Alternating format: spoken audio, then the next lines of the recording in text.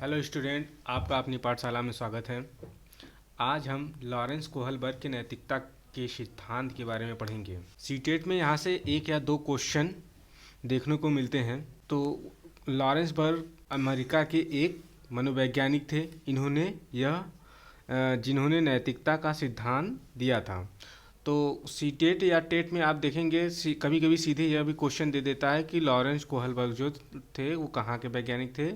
तो वो अमेरिका के वैज्ञानिक थे तथा इन्होंने कौन सा सिद्धांत दिया था?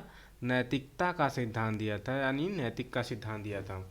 नैतिक के बारे में इन्होंने क्या कहा था कि नैतिकता आखिर होती क्या है?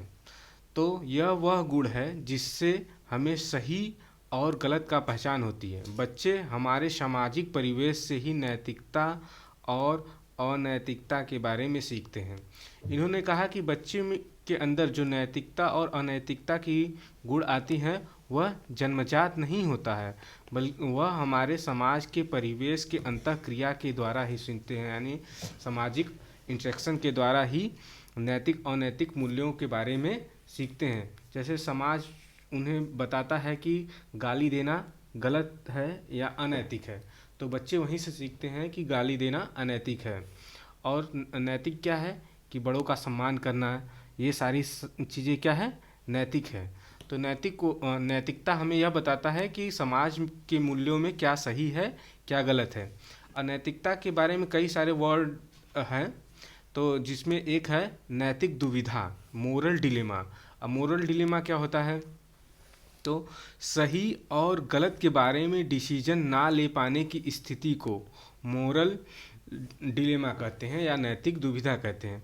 तो कोहलबर्ग ने एक एक्सपेरिमेंट किया था। उस एक्सपेरिमेंट में क्या था कि उन्होंने एक कहानी बताया था, हीज महोदय की कहानी था। तो वो कहानी एक बार हम बता देते हैं, आप बताइएगा कि वो उस कहानी के अनुसार वो हीज महोदय ने क्या सही किया था या फिर गलत किया था।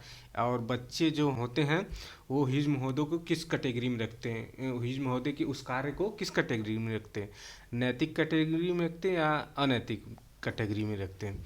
तो हीज देखिए, एक हीज नामक एक व्यक्ति थे और उनकी पत्नी क्या थी? बीमार थी और उनके पास पर्याप्त रूप से पैसे नहीं थे। तो वह डॉक्टर के पास जाते हैं कि हमारी पत्नी का इलाज कर दीजिए। तो डॉक्टर ने क्या किया कि पैसा मांगा। तो हिज महोदय ने कहा कि हमारे पास पैसा नहीं है। तो डॉक्टर ने इलाज करने से मना कर दिया। तो हिज महोदय के पास अब एक ऑप्शन है कि वह जाएं चोरी करें।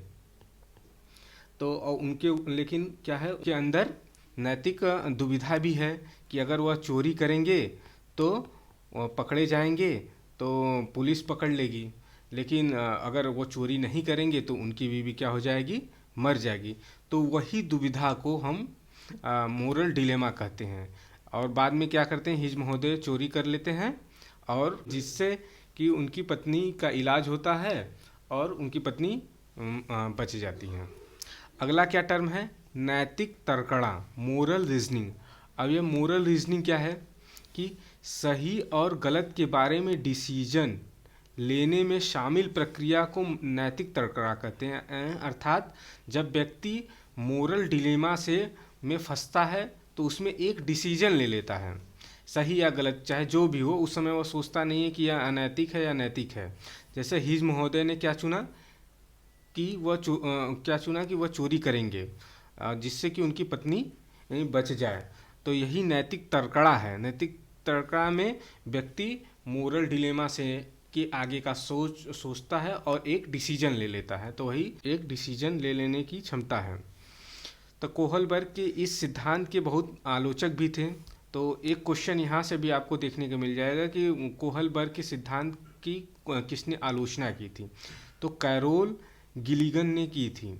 इनके सिद्धांत के आलोचक कौन थे? Carol Gilligan. उन्होंने यह तर्क दिया था कि कोहलबर्ग ने अपने एक्सपेरिमेंट में महिलाओं को कम प्राथमिकता दी। यानी इनके अनुसार इनका कहना था कि जो कोहलबर्ग थे उन्होंने महिलाओं पर कोई एक्सपेरिमेंट नहीं किया, सिर्फ पुरुषों पर किया। इनके अनुसार महिला और पुरुषों में, मेल और फीमेल में निर्णय लेने की अलग अलग क्षमताएं होती हैं। तो इस आधार पर इनकी आलोचक थे। कोहलबर्ग ने नैतिक विकास की अवस्था को बताए थे। कोहलबर्ग ने नैतिक विकास अवस्था के बताए थे। पहला क्या था? पूर्व परंपरागत अवस्था, प्री कन्वेंशनल स्टेज, जो 4 से 10 वर्ष का था। दूसरा क्या था? परंपरागत अवस्था, जो 10 से 13 वर्ष का था। तीसरा क्या था? पश्च परंपरागत अवस्था, जो 13 वर्ष से अधिक था। अब पूर्व परंपरागत अवस्था में इन्होंने 2 कैटेगरी को विभाजित किया था। परंपरागत में भी 2 और पश्च परंपरागत में भी 2। तो आगे अब देखते हैं कि कौन कौन से 2 थे और पूर्व परंपरागत अवस्था में क्या क्या चीज़ हुआ था, क्या क्या चीज़ इन्होंने बताया था। तो पूर्व परंपरागत अवस्था क्या था? जो जिसकी आयु 4 से 10 वर्ष थी। तो इस अवस्था में नैतिकता का अभाव होता है। इन्होंने बताया कि 4 से 10 वर्ष के जो बच्चे होते हैं उनमें नैतिकता बहुत ही कम पाई जाती है। फिर आगे क्या कहते हैं कि इस अवस्था में नैतिक तर्कणा दूसरे लोगों के मानकों के अनुसार होती है। अर्थात इनका कहना था कि जो 4 से 10 वर्ष के बच्चे होते हैं वो नैतिकता का जो डिसीजन लेते हैं वो दूसरे व्यक्ति पर आधारित होती है। यानी अगर दूसरा उनसे बड़ा कोई व्यक्ति वो चीज़ कर रहा है तो वह सोचेंगे कि यही नैतिक है और उसी के अनुसार वह बच्चा उसी को फॉलो करेगा और उसी के अनुसार उनका जो डिसीजन मेकिंग में आगे जो होता है डिसीजन मेकिंग करते हैं, यानी वह निर्णय लेते हैं। और फिर आगे क्या है कि दंड और आज्ञा, इनके अनुसार 4 से जो 10 वर्ष के बच्चे होते हैं वह नैतिकता का पालन सिर्फ दंड और आज्ञा के लिए करते हैं। दंड मतलब कि अगर बच्चा सोचता है कि अगर वह चोरी करेगा तो उसे सज़ा मिलेगी, तभी वह नैतिकता का पालन करता है, अन्यथा वह नहीं करेगा। और वह सोचता है कि अगर हम अच्छा कार्य करेंगे तो हमें सराहना मिलेगी। जैसे आप देखे होंगे कि आपके घर में जो बच्चे होते हैं तो कोई गेस्ट आ जाता है तो वह उसका पैर वैर छूते हैं, सिर्फ इसीलिए छूते हैं क्योंकि अगर उनको यह सोचते हैं कि अगर यह हम कार्य करेंगे तो हमें सराहना मिलेगी। तो 4 से 10 वर्ष के बच्चे जो है नैतिकता का पालन सिर्फ इसीलिए करते हैं क्योंकि उनके अंदर भय होता है या फिर उस आज्ञा का पालन करना होता है। फिर सेकंड टर्म क्या है? साधनात्मक सापेक्षता तथा उन्मुक्ता। मतलब इस अवस्था को जैसे का तैसा भी कहा जाता है। अर्थात एक बच्चे ने दूसरे बच्चे की पेंसिल तोड़ी तो दूसरे बच्चे ने भी उसका पेंसिल तोड़ दिया। यानी इसमें क्या होता है कि बच्चे जैसे को तैसा करने की भावनाएं विकसित होती है। यानी अगर आप उनको मार देते हैं तो वह भी तुरंत आपको मारने की कोशिश करेंगे। जैसे कि कभी कभी आपने देखा, आप ही स्कूल में गए होंगे तो आपके साथ किसी का अगर झगड़ा हो गया या तो आपका किसी ने बैग चुरा लिया या तो आपको पीट दिया तो आप उसे तुरंत पीट देंगे, आप भी तुरंत पीट देंगे। अगर आपका कोई टिफ़िन खा जाता था तो वो दूसरा बच्चा भी दूसरे को छीन झपट के उसका टिफ़िन खाया। तो इस अवस्था में क्या है, जैसे को तैसा की भावना का प्रबल विकास हुआ रहता है। फिर वह अगला स्टेज बताते हैं। अगला स्टेज क्या था? परंपरागत अवस्था। और इसका आयु क्या था? 10 से लेकर 13 वर्ष तक। इसमें क्या कहते हैं कि इस अवस्था में बच्चा दूसरे लोगों के मानकों को अपने अंदर समावेशित कर लेता है तथा उसी के अकॉर्डिंग सही या गलत का निर्णय लेता है। इसमें भी क्या है, बच्चा क्या करता है? दूसरे के अनुसार कार्य करता है। यानी अपने खुद से वह निर्णय नहीं लेगा। अगर दूसरा कोई कार्य करेगा उसी को वह सर्वोच्च समझेगा और उसी का अनुपालन करेगा, उसी का अनुसरण करेगा। इसमें क्या होता है कि अब फिर अच्छा लड़का या लड़की बनने की उन्मुखता रहती है। बच्चों में क्या रहती है कि वह हमेशा अच्छा लड़के या लड़की बनने की एक उन्मुखता रहती है। बच्चे हमेशा सही काम करेंगे। आपने देखा होगा कि 10 से जो 13 वर्ष के बच्चे होते हैं हमेशा क्लास में क्या करते हैं कि लीडर बनने की कोशिश करेंगे।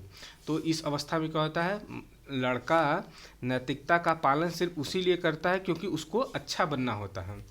और इस अवस्था में कानून और व्यवस्था के प्रति भी उन्मुखता रहती है। बच्चा क्या करेगा कि पूरा एकदम कानून का जो है पालन करेगा। उसे रेड लाइट, मान लीजिए रेड लाइट है तो वह रेड लाइट पे रुकेगा, फिर जब ग्रीन होगा तभी वह जाएगा। तो इस अवस्था में कानून और व्यवस्था के प्रति उसकी उन्मुखता भी रहती है। तीसरा स्टेज क्या है, पश्च परंपरागत अवस्था यानी पोस्ट कन्वेंशनल स्टेज। इसकी आयु 13 वर्ष से ऊपर की है। इसमें क्या है, देखिए इसमें डिसीजन खुद से लेता है। इसमें क्या करता है, इस स्टेज के बच्चे क्या करते हैं, किसी का देखा देखी नहीं करते कि आप वो देख रहे हैं उनके अनुसार वह चले, वह डिसीजन अपने से खुद लेते हैं। फिर इसका क्या अगला टर्म है कि सामाजिक अनुबंधन उन्मुखता। इसमें क्या है कि इसमें किशोर यह मानता है कि निर्णय लोगों के भले के लिए है। नियम जो है लोगों के लिए के भले के लिए। अगर किसी नियम से किसी को नुकसान होता है तो ऐसे नियम को तोड़ देना चाहिए। जैसे क्या है कि इस अवस्था में जो 13 वर्ष से ऊपर की अवस्था के बच्चे होते हैं वह नियम अपने अनुसार बनाने लगते हैं। अगर उनको लगता है कि कोई रेड लाइट है, रेड लाइट तोड़कर उनके पापा की जान बच सकती है तो वह उस रेड लाइट को तोड़ देंगे और फिर आगे बढ़ जाएंगे। जैसे हिज महोदय ने किया था कि जब उनकी पत्नी का इलाज पैसे के अभाव के कारण नहीं हो पा रहा था तो उन्होंने चोरी करना सीखा, मतलब चोरी करना चुना। तो वहाँ पे नैतिकता और अनैतिकता निगलेक्ट कर दिया कि वहाँ पे नैतिक नहीं है।